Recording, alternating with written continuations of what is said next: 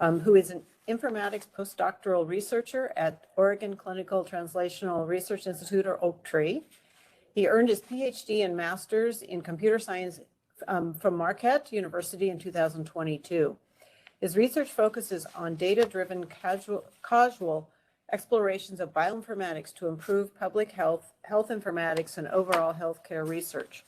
One of his primary research interests lies in causal inference, and with the intent to apply related theories in exploring cause and effect relationships in experimental and observational healthcare data sets. His broader research interests include statistical modeling, machine learning, data mining, bioinformatics, and data science. He will be presenting his talk today, Drawing Causality from Observational Data in Healthcare, Approaches to Causal Modeling and Reasoning Through Graphical Causal Models. Thank you. Adib, it's all yours. Or she interpreted reassurance that she had to pay if she got out of classes. So I think she was probably half, the deadline. Seems like we're getting some talk in the background. I think it's all good now, right? All right. Hello, everyone. Hi, my name is Riddhiman Adib. I go by Riddhi, and I will be talking about one of the research topic that I've been pursuing for a couple of years, which is drawing causality from observational data in healthcare. And I will be going through approaches to causal modeling and reasoning through graphical causal models. And thank you all for joining this morning. I am sorry I could not be there in person, but I'll try to be as informative as I can be from my remote position. So to give an overview, I will be going through 4 sections, which is I'll first talk about the motivation for causal search in healthcare. Then I will go in details of theories of causal inference, specifically in healthcare. We will be focusing on structural theory of causation. Then I will briefly go over 2 of the applied research that we did, which is causal inference for delirium patients in the ICU, and also causal inference for patients receiving invasive mechanical ventilation at the ICU. I will end my talk today with a summary and open research problems that we find generally in causal inference research domain for healthcare. So the first part is pretty straightforward, like why are we going for causal inference or causal search in bioinformatics or healthcare research domain? Now, the search for causality is basically at the core of science and discovery, and this is very popular, or this is very much sought after in epidemiology, social science, economics, finance, and many other branches of science. Now, the standard for finding causal relationships are generally to go places to RCT, like the randomized control trials. I'm pretty sure most of you already know about this stuff, but I'll just try to give a version of myself that I think of in my head. So randomized control trials are very much in place for finding causal relationship. The general pros are they're very great in finding unbiased causal effects. They are very statistically reliable, and they are very much comparable in between 2 studies. But the problem is that sometimes they're expensive based on cost, time, and manpower, and sometimes they're just infeasible. So we cannot just try a new drug in human subjects. Sometimes they're just unethical. So there is always a search for finding an alternative to randomized control trials. That is where the big data comes into play. So right now in our world, we have lots of experimental data. So data collected from different experiments, as well as observational data that is collected through EHR. So like the OHSU database that we have, or the EPIC or Cerner. So these are kind of a version of natural experiments. So people interact with different things and we collect those data. These are regularly curated and analyzed. They can be used to simulate and randomized control trial. And to do that, we will look for causal inference methodologies so that we can find the causal mechanism and effect. Now, how do we end up in a randomized control trial setting? So for example, let's say I'm a person and I currently have headache, and I want to know whether taking an aspirin will relieve me of that headache or not. So that is a normal scenario that people try to look for. Now, I can take an aspirin and see how it works, but it does not help me carry that information for the next time I'm trying to having that aspirin or not, or suggesting my friend. So what we can do is we try to do an experiment where we have a bunch of people taking the drug and see what the outcome is. So that's the gist of clinical experiments. The goal is to find causal effect, but this is not as simple as it looks, because the population might have some specific features that changes the outcome based on this treatment. So what we try to do, we have a treatment group and a control group. We get two population set, we give the test drug or the treatment in one group and some kind of placebo or some other drug in other group, and see how the outcome looks. So this is kind of comparison in between two groups, but again, the population group might be different. So to control for that, we resort to randomization, where we randomly try to match two population groups where we have similar kind of population in each set, then give the control and then see the outcome. So that's kind of the gist of the randomized control trial.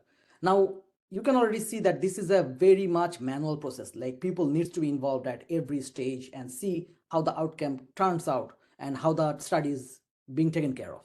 This is really hard and also expensive. So we are trying to simulate randomized control trial data from observational data.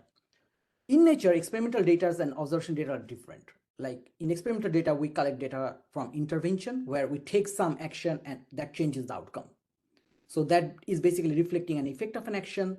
It has been collected with a goal, and there is generally expensive and fewer available in terms of experimental data, because these are expensive to do. Now, these are very much suited for causal inference, because we can just directly infer causality from a randomized control trial. Versus when we have observational data, this is just data collected from observation. It does not contain any specific effect. It is just collected as it is found. These are much cheaper to collect, faster to access, and more available. But the problem is they're mostly unexplored. There have been noisy and missing data, and they're just suited for general observation. It's not very good for causal inference. Let me give you an example how it looks. So let's say we do a new drug study, which is a, let's say, new drug trial on men and women. And this is an experimental data set that we have. So in this population group, within the men population subgroup, it seems like 93% recovered with this drug. For the women, 73% recovered with the drug. But when we combine these two data sets, it seems like 83% recovered with no drug. So you can see the total percentage changes when we sum up all these population subsets. Now, the question is this drug based on this trial good or bad, like effective or not? Should we prescribe this drug given we do not know the sex of the person, or we know the sex of the person? It looks a little bit confusing. Now, this is a well-known paradox, as a part of you already know that this is known as Simpson's paradox, and this has been found in previous cases as UC Berkeley gender bias case in 1973 or in kidney stone treatment case in 1986. This can be easily mitigated if we look for a causal inference methodology from observational data set, and I will go into that in later part of my talk. So why do we need causal models?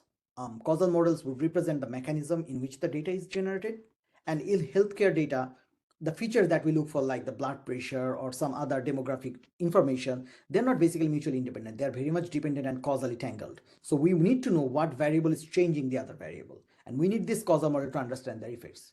Now, when we talk about causal model, what are we actually referring to?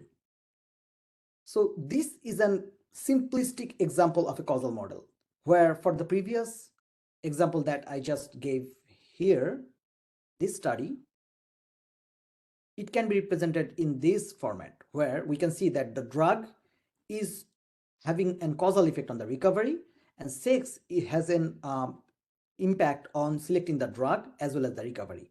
So basically what we're saying is that this sex is working as a confounding variable or a lurking variable that influences both dependent and independent variable, and it basically creating a fake association. And this impact is represented by treatment decision trend of favoring drug for women over men. If you look at this data, you'd see that more men are not getting the drug, like 270% versus 263 women got the drug. So there is a bias based on the drug suggestion. So causal models are really helpful in understanding the causal mechanism or the motion that triggers in between variables. Like, if I have a habit of being late to meetings, I can change that by trying to hurry up. Now, this is a very simplistic causal model with two variables, and sometimes it's very hard to associate which one is causing the other one. Like, is it really being late that is making people to hurry up, or the other way around? And it's really hard to do so from just two variables. But we can do that if we have more data and more information on the overall scenario.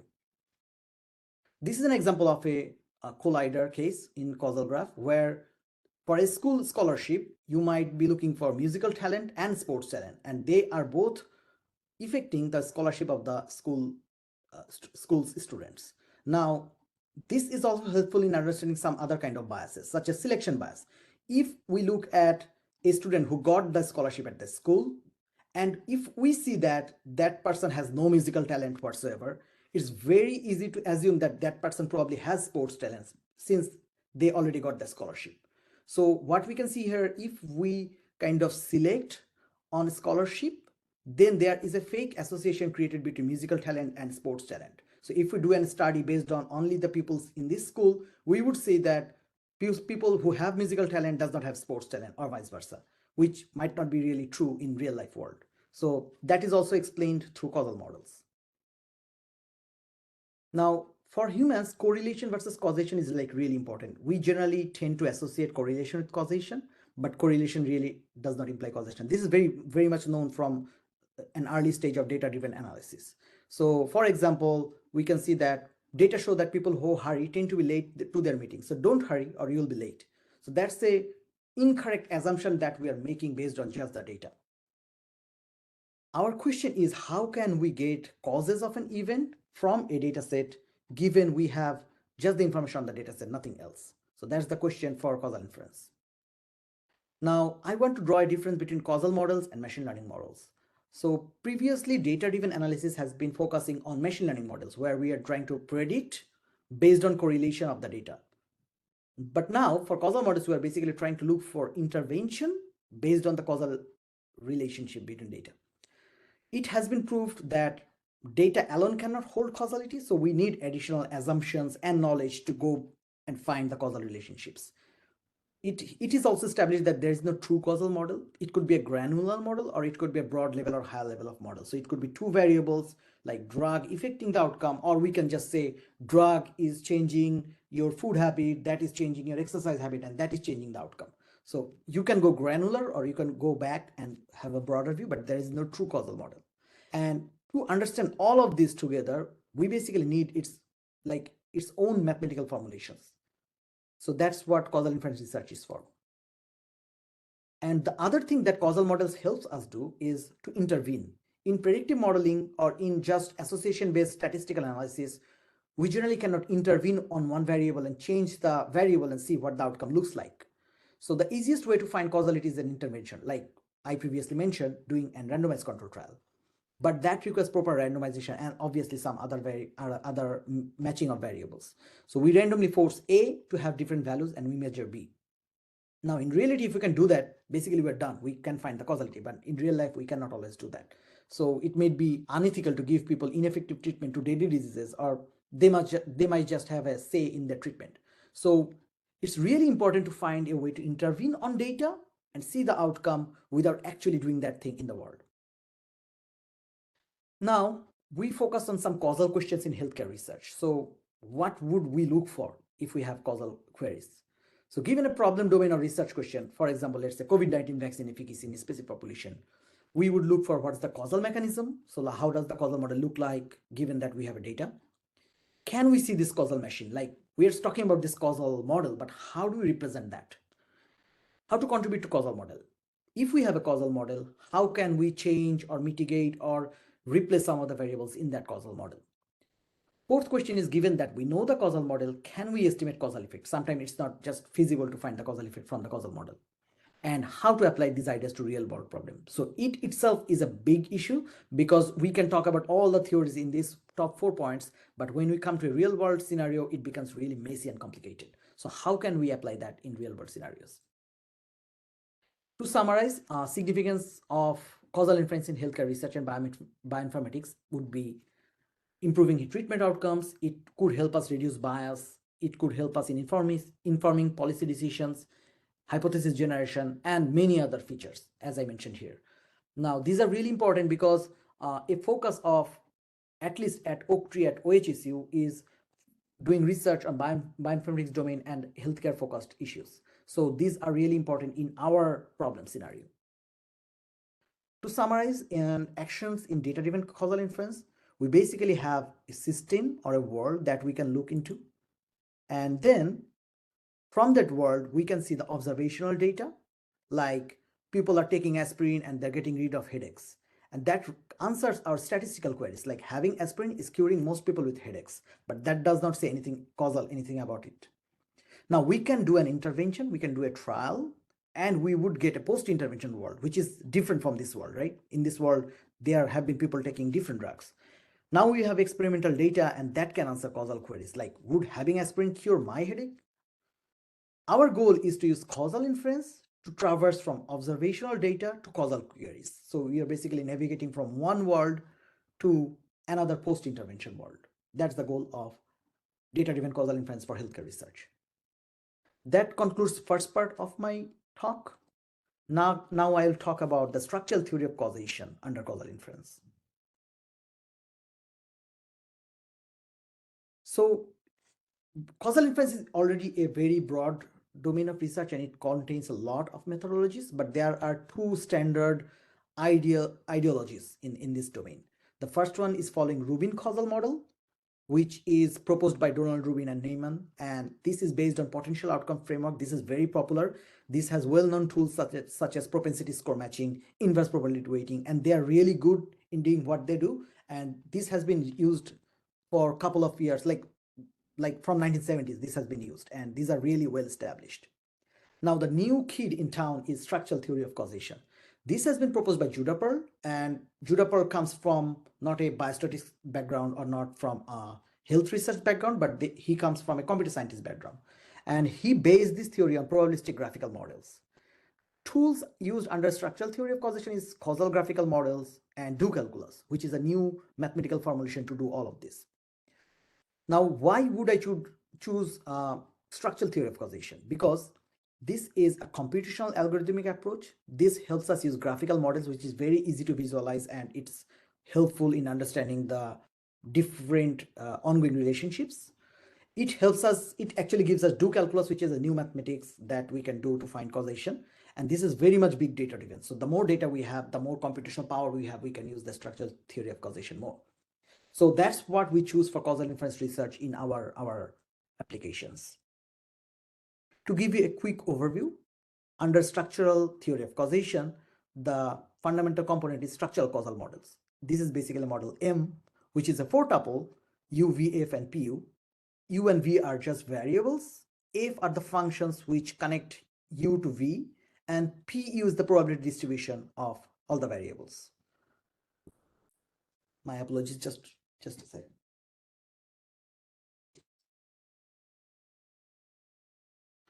All right, I stopped my Mac from going to sleep. Okay, so this is structural causal model, which has four components of it. And this can be easily seen in these causal graphs, like smoking causing lung cancer. So X arrows to Y. So X is triggering some change in Y. This can be seen with confounder variables as well, like lifestyle having an impact on both smoking and lung cancer. And it can also be shown with a mediator, like lifestyle causing both, and tar in lungs, kind of a mediator between smoking and lung cancer. Now, when we use these words, confounder, mediator, and other variables, previously we used to do it in a text-based scenario, but right now with structural causal models, it's really easy to visualize it in a graph, and it's really easy to understand or explain to other people. It helps us do intervention. Like we can now intervene using do calculus. So the notation to do intervention is like probability of Y conditional on do X. So we are basically manipulating the variable X to see the change in Y. This is very much different from conditioning, because in probability, conditioning means probability of Y conditional on X. We just basically condition on variable X and see the outcome Y. But in manipulation or do intervention, we actually change the value of X, set it to some value, and see how the outcome changes based on that. So it's very much equivalent to removing this arrow and setting this value of smoking X to. It's kind of like saying, if we set all population to do smoking or not to do smoking. So it's not really possible, but it's kind of a simulation of a real world scenario. Going back to that previous example that on the drug trial, we can simply solve that Simpson's paradox using do calculus. Now, if we use this causal graph, if we look at the general effect, it would be conditional probability between these two, which is negative 0.5. So it would, like, if we combine all those data, it seems like the drug is not really good because it's 78% minus 83%. So basically 5% of difference.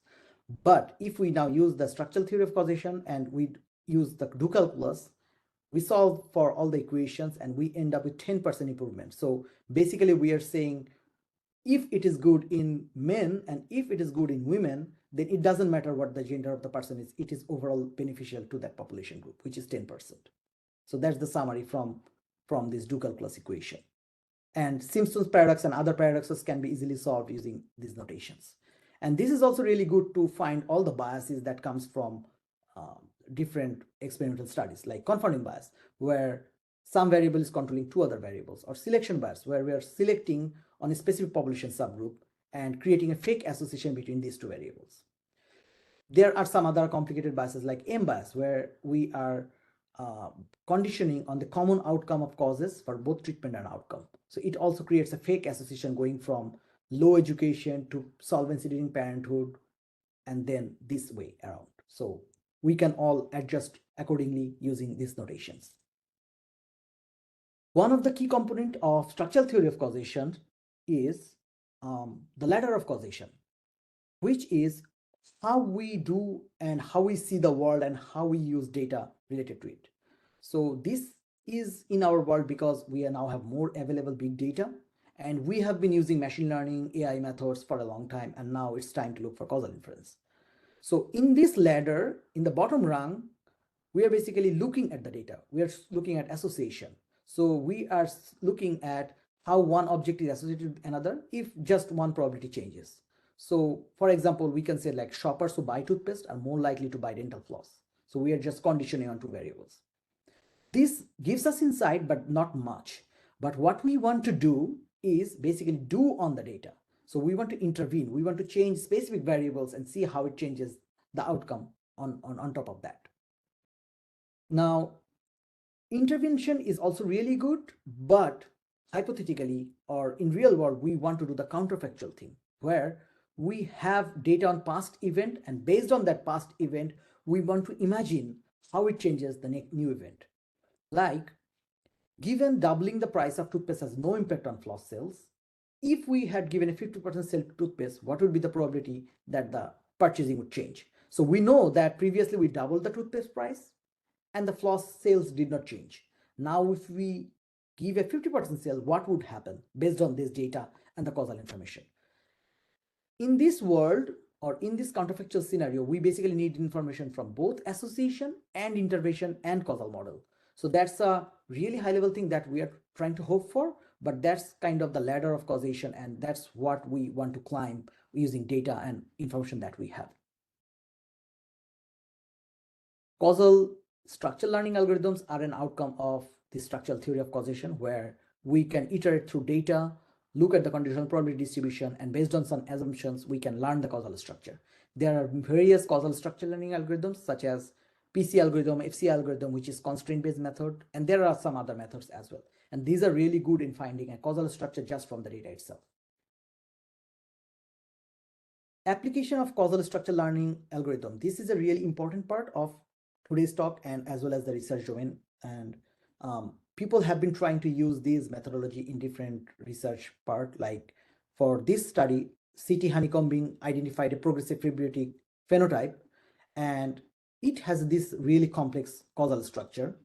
And this is just an example of healthcare research, but this has been also used in like environmental science, like modeling air pollution and climate, where the causal graph looks like this.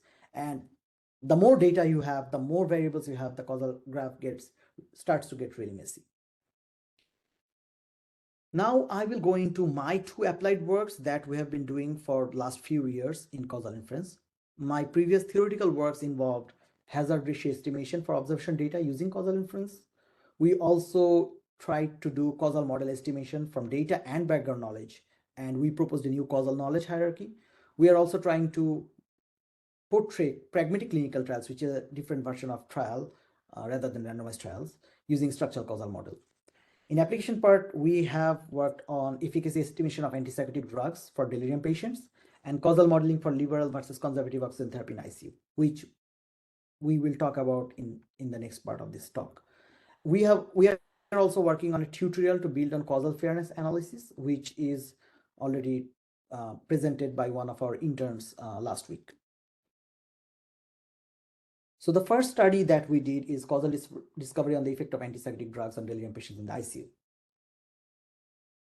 What is the research problem in this scenario? So delirium is a syndrome of disturbance of consciousness with reduced ability to focus, and it has been found in 80% of cases in the ICU, and this is associated with longer hospital stay and increased mortality.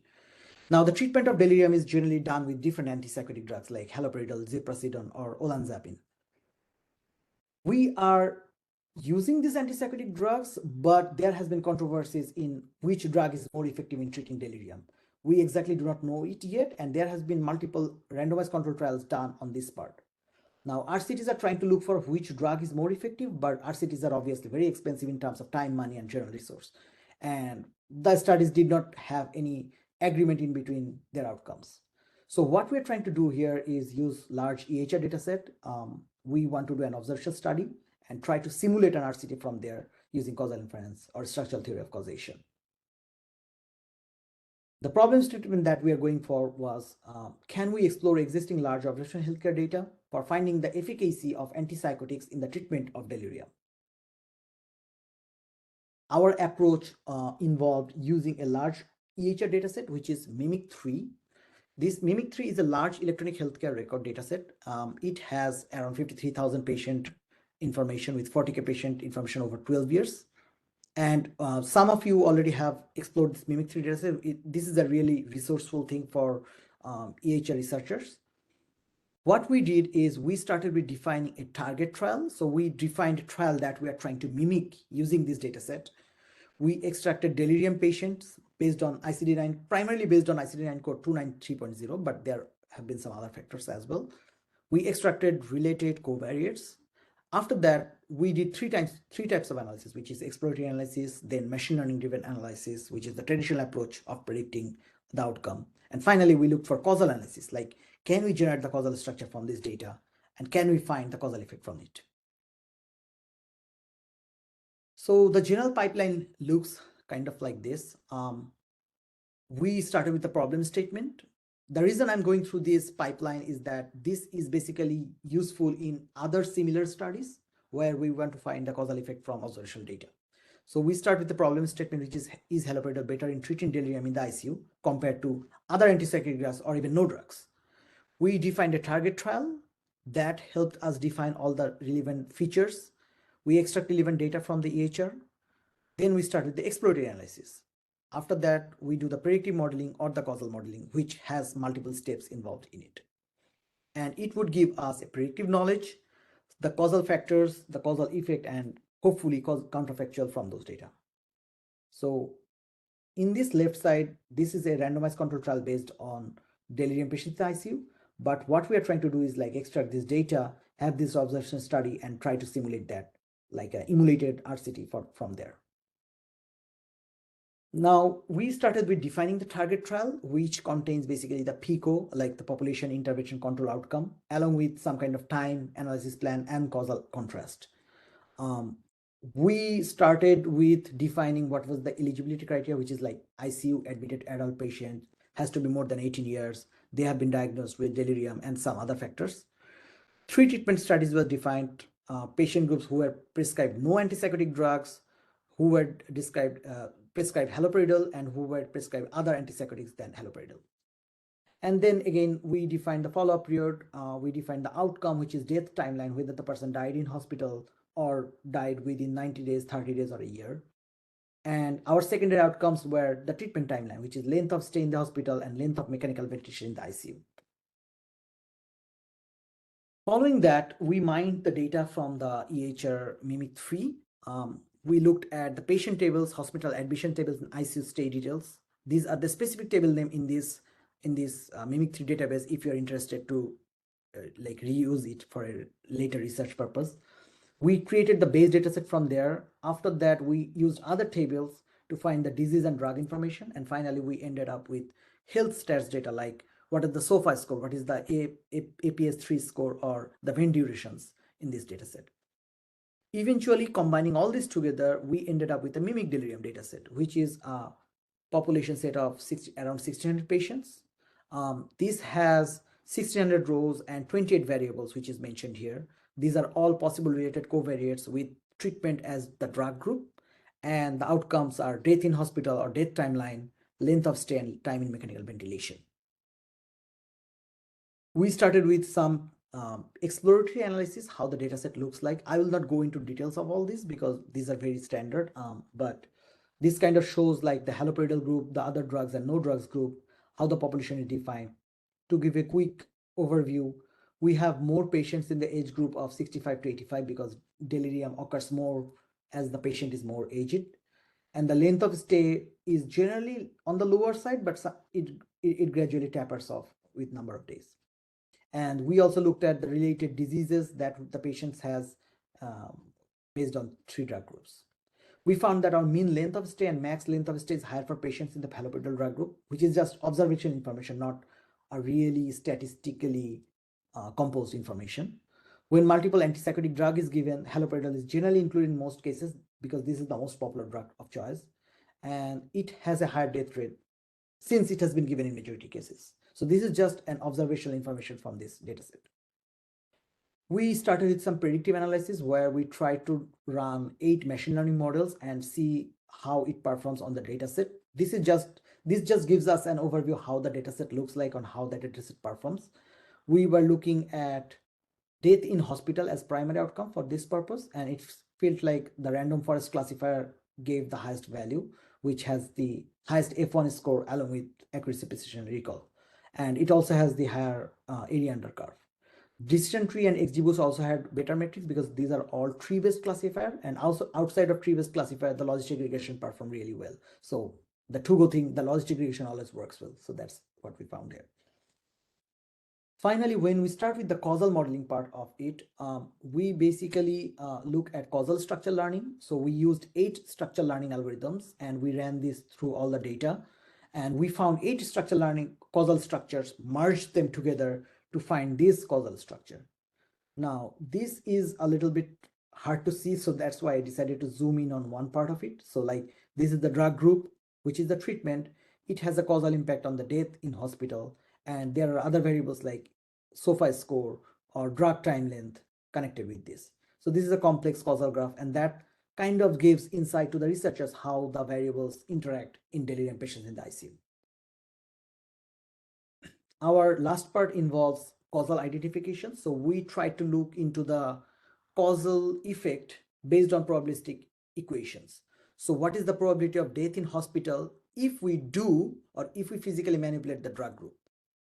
So we did this for all 4 outcomes, which is death in hospital, death timeline, length of stays, and time in mechanical ventilation. It gave us different equations, and using those equations and the data that we have, we found the average causal effect or average treatment effect on the drug group on different outcomes. To give a quick overview, generally there is no difference in death in hospital, like 0.03, 0.02, there is no difference. But in length of stay, seems like haloperidol or other drug did better than any other, like not giving any kind of drug. So it's better than the other one. And the effect is shown in graphically here in the bottom part.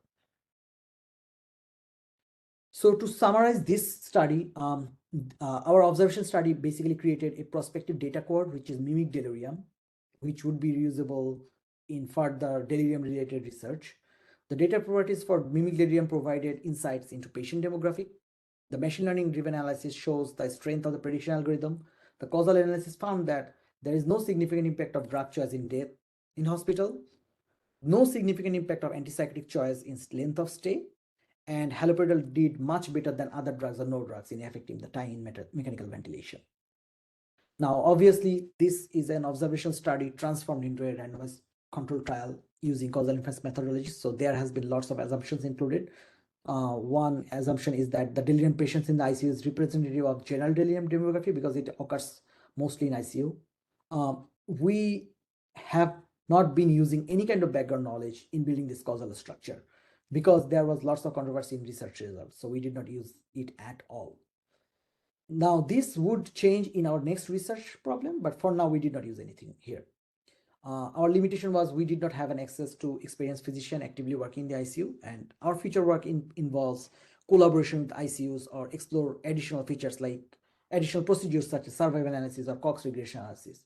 And that concluded this study that we did. This is currently under review at scientific reports at Nature, and we are really hoping for some good feedback from the reviewers, and hopefully we can publish it there. The last research study that I will present is structural causal model with expert augmented knowledge to estimate the effect of oxygen therapy on mortality in the ICU. This is a study that is very similar in structure, but it involves background knowledge in incorporating the causal structure. And this has been already published in AI in Medicine from Elsevier, which is a very high impact journal in our computer science research field. So what is the problem in this scenario? Sorry. So oxygen therapy is very much given in critically ill patients. Approximately 2 to 3 million patients in the US receive invasive mechanical ventilation in ICU, and this is associated with morbidity and mortality. It is really vital to maintain safe levels of oxygenation using SpO2 or oxygen saturation, because this is really helpful in like maintaining a safe level of tissue oxygenation. And renewed interest as new evidence suggests that not all patients may benefit from the same oxygenation strategy. So the current practice and recommendation for oxygenation is that they are not based on strong evidence. They are primarily based on normal physiological value in healthy adults, like the oxygen saturation at 90 degree, or O2 sat is 95 to 97%, or the other values. Now, this approach varies from like less than 90% to 94 to 98%. So one is a liberal approach, one is a conservative approach. The liberal approach to oxygen therapy is now being challenged due to increasing recognition of the potential harm of excessive FiO2 in the form of hyperexemia and tissue hyperexia. So this controversy, like whether should we use the liberal oxygenation therapy or the conservative one in treating ICU patients, that's the question that we're looking for. So can we investigate the effect of conservative versus liberal oxygenation studies on mortality and number of ventilator-free days among patients in the ICUs receiving IMV? So in this study, what we changed is like we did 3 things in parallel. We followed a pilot RCT, which is a published article. They did a randomized control trial on this case. So that's a pilot study because they included a very small number of population. We tried to do that. Along with, we also followed correlation-based observation study, which is just using the data set. And then we also used an SCM-based virtual randomized control trial.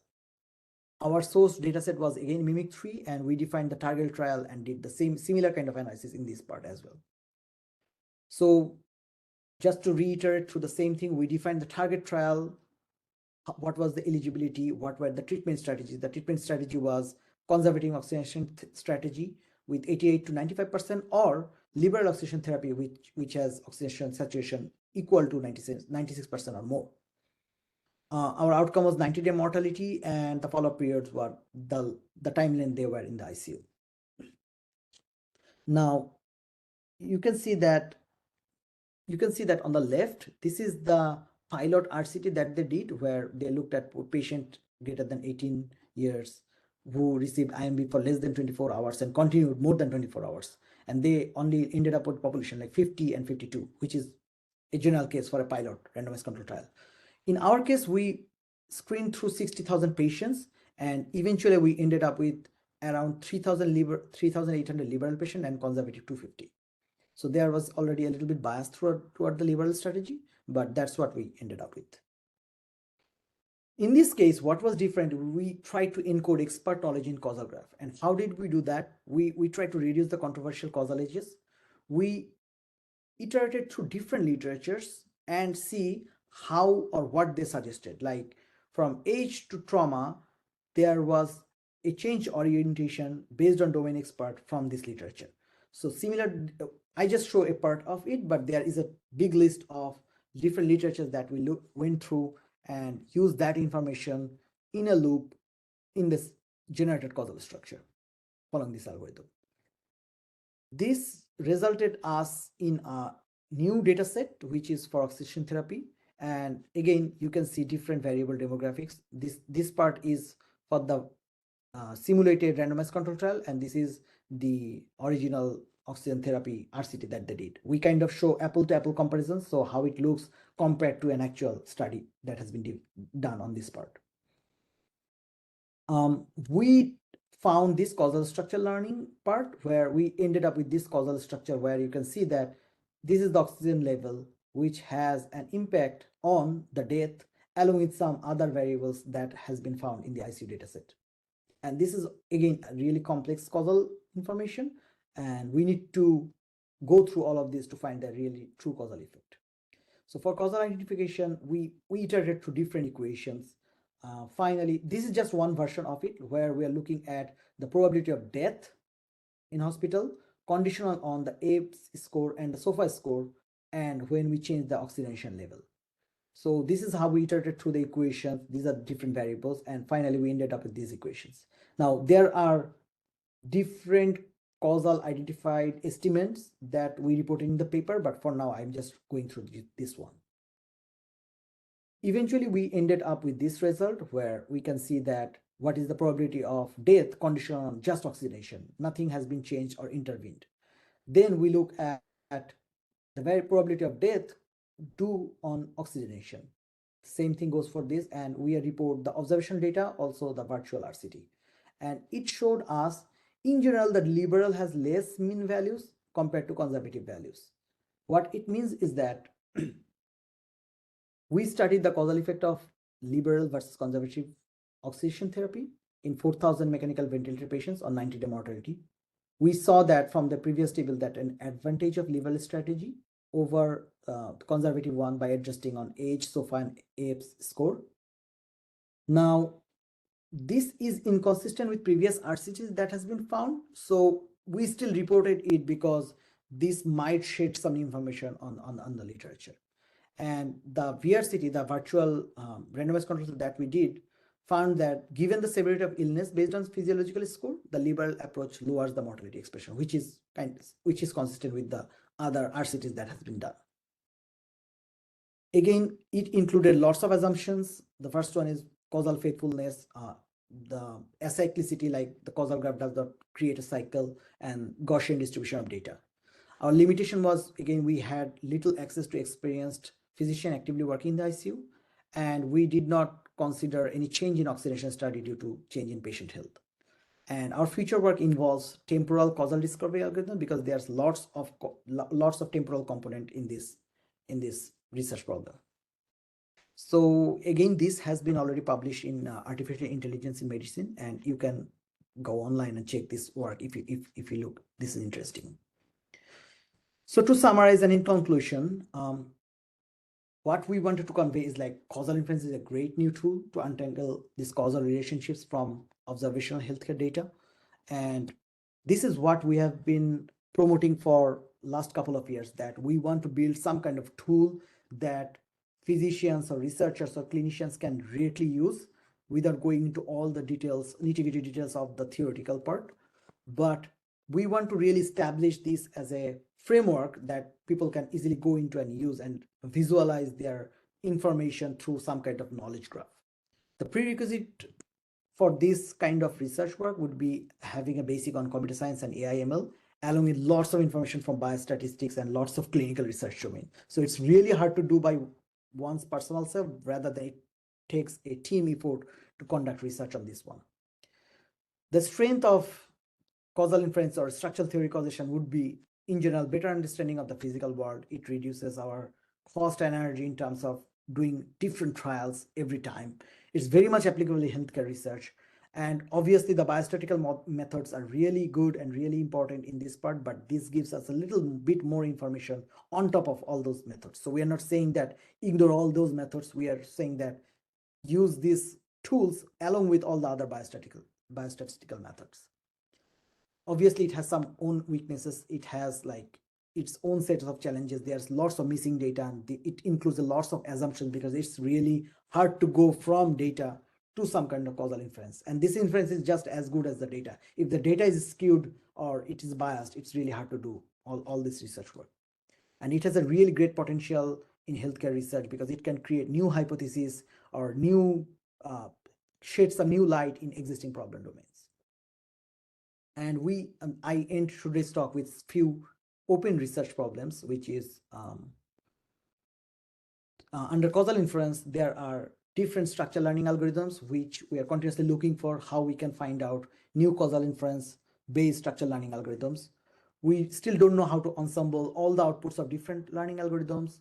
We have been coming up with new or altered assumptions, and it's really hard to extract proper data from observational data as well, because there's always this chance of missing out some important variables. And application in specific branches are challenges by itself because the same information does not translate from finance or economics to just healthcare research because they work in different way underlying. So these are all open research problems under structural theory of causation. So that kind of concludes my talk. These are some of the references that we used, and most of the references can be found in our published papers. And for those of you who missed the first part of it, my name is Riddhiman Adib. I go by Riddhi. I'm currently an informatics postdoctoral researcher at OCTRI, OHSU. I've been working with Dr. Mohammad Adibujaman, who is a co-director at OCTRI. My background is I completed my PhD and Master's in Computer Science from Marketing University, and my research focus lies in data-driven causal inference, causal exploration, along with bioinformatics and broader data science. I am really happy to give this talk today, and I am really excited to share some of my research work that we have been doing for the last couple of years with you all. Thank you for listening. Thank you all for listening. And if you have any question, you can ask this now. Thank you.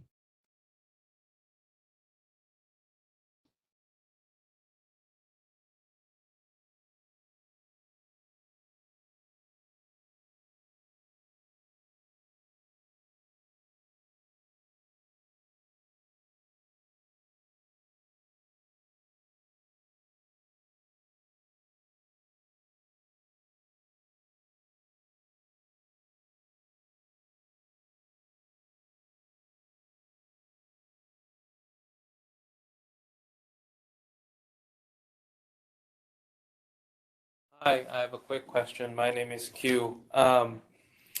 In the second study that you presented, did the data factor in like how bad the lung disease was for the ICU patients? Because I'm sure that affects the oxygenation of the body. In clinical settings, we have like oxygenation index or PF ratio. So that's my question.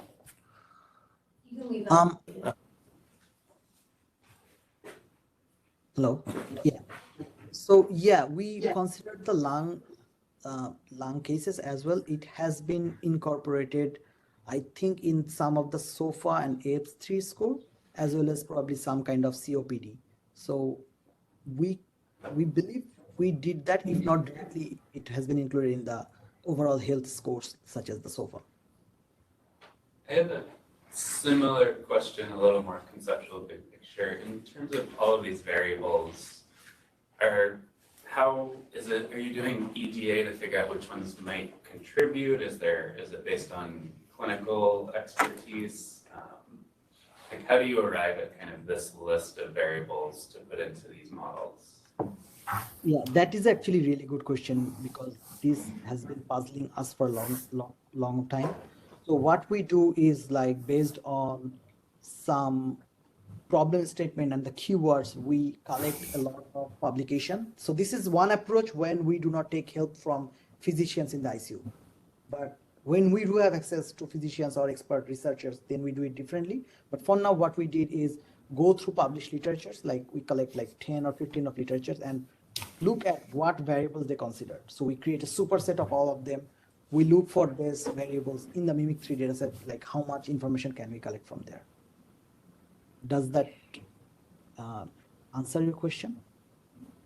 It does. I kind of wonder, I mean, yes, a lot of these variables are what you would see in published literature in critical care, outcomes, ventilation, et cetera. But to some extent, there's variables that maybe aren't being considered, and I wonder how to use these methods or different methods to kind of tease out if there's some confounders, there's some mediators that aren't as common but are buried in these data sets. There is so much data in these data sets that's underutilized potentially. Yes, and just like any other studies, like experimental studies, there is always a risk of unobserved, unmeasured confounding variables or some kind of mediators. But we try to mitigate that by including lots of variables, because somehow this could be working as an instrumental variable, or this could be represented by some other variable. So we try to involve as much information as we can, but obviously there is always this risk of missing out on some like important information that we just did not consider before.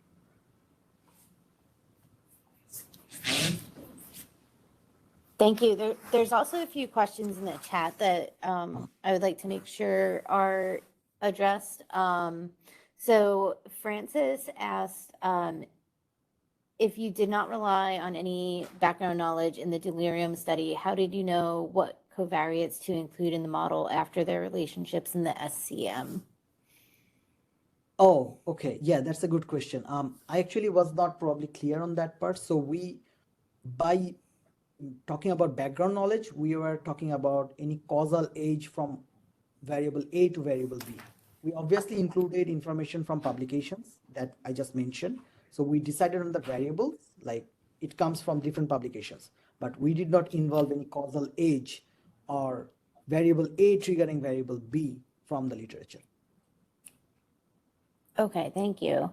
And then Nicole is asking if there's any resources you would recommend for intro to do calculus. I kind of had the same question as well. I don't know if you have any that you could put in the chat or send Nicole and I an email Yes. with some references. Yeah, the main thing that I would recommend is that's a very short book, Causal Inference, a primer, which is by Judah Pearl. But the issue with that is very much theory heavy, but it does not talk a lot about how to apply it to healthcare research. That's what one component of our research interest is, that try to translate all this for a healthcare research domain so that we see the theories alongside some kind of application on how it looks. But Causal Inference, a primer would be a good suggestion. I can send you an email after this talk. Okay, great. Thank you. Sure. And then Nate Evans asks, do causal models assume linearity of variables, and are there versions of this causal inference appropriate to cyclic graphs? So basically it's two questions, right? So first one is like, Yeah, there's two questions there. Does it assume like linearity? It does in some of the causal structure learning algorithms, but sometimes it does not. So there are different versions of causal structure learning. Let me just quickly go there.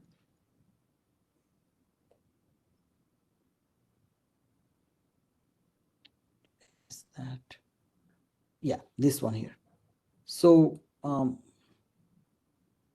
I did not mention one of the algorithms here, which is very popular, which is Lingam. So that assumes a linear non-Gaussian modeling, I guess, some kind of. So in that case, it kind of assumes linearity, but for some of these, it does not assume that. So there are different versions of it. And this is also an open research problem. How do we ensemble results from a causal structure learning algorithm that assumes different things from the other ones? So some assumes linearity, some does not. How do you merge all this information together? So that's the first part. And the second part, I assume, is like if there is anything for cyclic causal graphs, right? Mm-hmm. Yes. I don't think there has been any work on cyclic causal graphs, because when there are cyclic components, it kind of translates to a temporal part, like something is changing the other thing, and in the next time frame, that is creating a new outcome. So I don't see anything that works with cyclic causal graphs, but I would love to look more into this part, like if there has been any new development here. Thank you. And Nate, thanks you as well. Does anybody have more, any more questions? Online or in the room?